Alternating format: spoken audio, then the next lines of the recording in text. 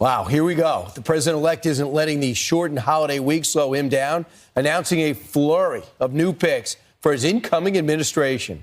The new appointments made last night give us a better idea of what Trump's second presidency will look like. Doug Glazader has a story on that in Washington. Hey, Doug. Hey, good morning, guys. It was one after another last night. The organizational chart is really beginning to fill in now for the incoming Trump administration, and many of these picks are consistent with positions the president-elect staked out during the campaign. Among the new hires, Jamieson Greer as U.S. Trade Representative. He served during the first Trump administration as chief of staff to that same job, so he has experience implementing tariffs.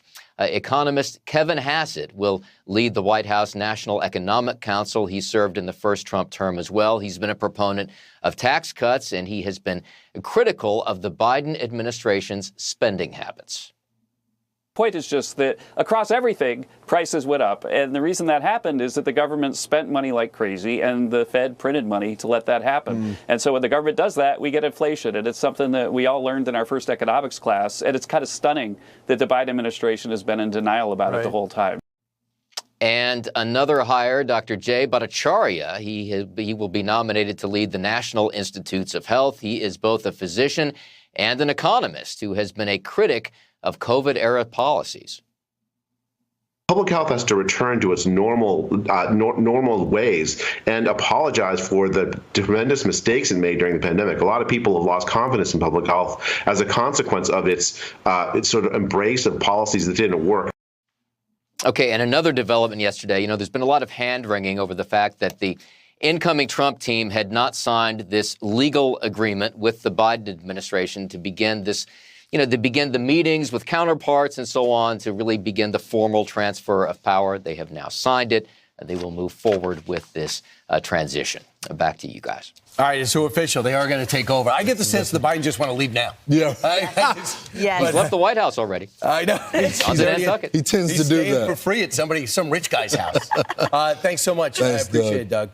So Dr. Jay Bhattacharya, the first time I saw him really was on our channel. Yep. And because he was being marginalized and he was being ridiculed and I believe shadow banned with the pandemic. And I think a lot of these nominations are going to be a look back at where were you in 2020. And we're going to end up debating the merits of the mandates and the effectiveness of this of the coronavirus, how they handled it, and the effectiveness of the vaccine. Well, the shutdowns as well. And I think that's the key when you look at his entire health team, Emily. Everyone started at a position of caution because we hadn't never seen anything like this before. But as the pandemic continued and the shutdowns and lockdowns and the forcing of vaccines on people, then we saw these voices like Bhattacharya, Neshawat, and Martin McCary, and now all of them are in the administration. And what I appreciate so much about Dr. Bhattacharya is the fact that he's an economist and a physician. And so often, I think, especially as we saw with the Biden administration, they siloed people's expertise, right? And there was no way that someone could be a physician and also have common sense and also have a grasp of the bloated bureaucracy that the NIH and those institutes were and are. So here is someone that comes in like a breath of fresh air from Stanford University, right, from a campus, an elite academic institution, and yet has that common sense approach, has advocated for efficiency and leaning out these agencies and institutions. We reported on the vast